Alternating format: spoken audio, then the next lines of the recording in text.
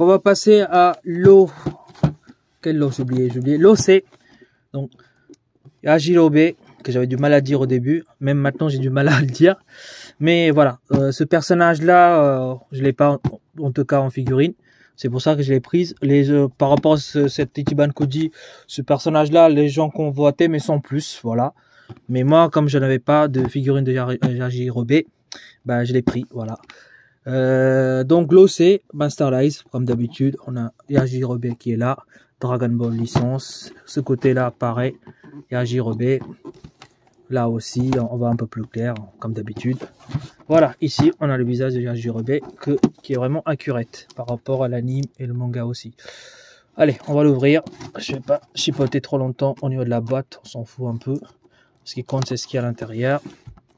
Après, bien sûr, si on veut revendre ou exposer, il faut bien garder la boîte, hein, ça c'est autre chose. Mais voilà, allez, on va l'ouvrir. Toujours le carton rigide, hein, comme d'hab. La figurine elle est assez lourde, elle est énorme aussi. Voilà, de toute façon tout ce qui est Master Race, c'est grand et c'est énorme. Et je suis assez content au niveau de la taille. Hop. Parce que la plupart de mes figurines sont tous des Ichiban Koji. Donc c'est parfait par rapport à la taille que je veux. Hop. Donc elle est en un seul bloc. Elle est bien protégée. Hop.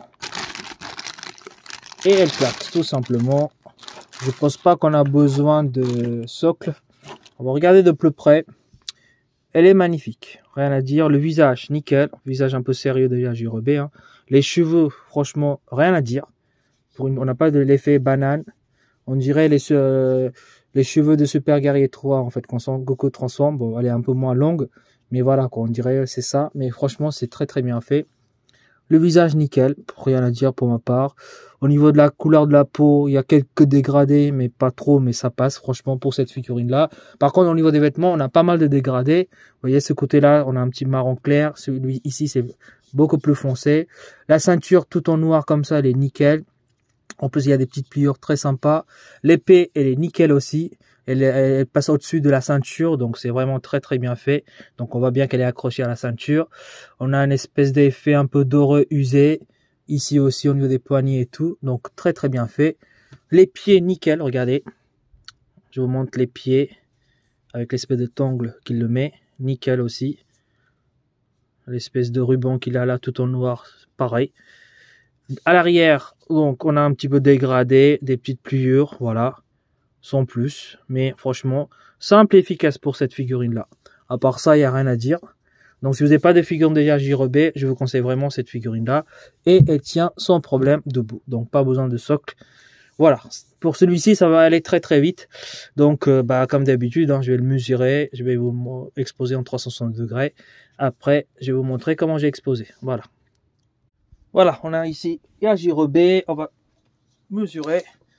Donc hauteur, en comptant la petite mèche, environ 19 cm. Allez, on va dire 20.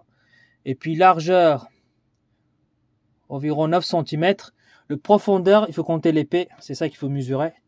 Le profondeur, environ 14,5, 15 cm. Voilà. Hop. Je vais laisser tourner en 360 degrés. Je vous laisse un petit peu admirer. Bon, c'est une figurine tout simple, hein. C'est pas un truc d'exceptionnel. Voilà, c'est pas un truc où je vais dire waouh, elle est incroyable, etc. Mais c'est une simple réalisation, mais très efficace. Et pour le prix, je crois que ça coûte 49 €. Donc, si jamais vous n'avez pas ces personnages-là et que si vous voulez collectionner les personnages de Dragon Ball Z, je vous la conseille, franchement. Elle est simple et efficace, voilà. Alors, peut-être que certaines personnes vont dire qu'au niveau du visage, c'est un peu bizarre parce que c'est vrai qu'il fait une tête un peu genre, il est pas content, mais de toute façon, la tête de Yajirobe, elle est toujours comme ça. Donc, pour ma part, ça passe. Peut-être que sur certains, si on doit chipoter, ça serait peut-être plus là-dessus. Mais voilà, ça, c'est des petits détails. Mais sinon, dans l'ensemble, la figurine, elle est vraiment parfaite. Donc, je vais l'exposer comme d'habitude. Et puis voilà. Je vous laisse encore admirer. Je vais vous un petit peu zoomer. Regardez les cheveux, nickel. Le visage, nickel aussi. Le vêtement, l'épée. Voilà.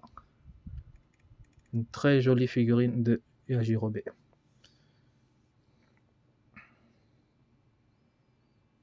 comment j'ai exposé Yajirobe.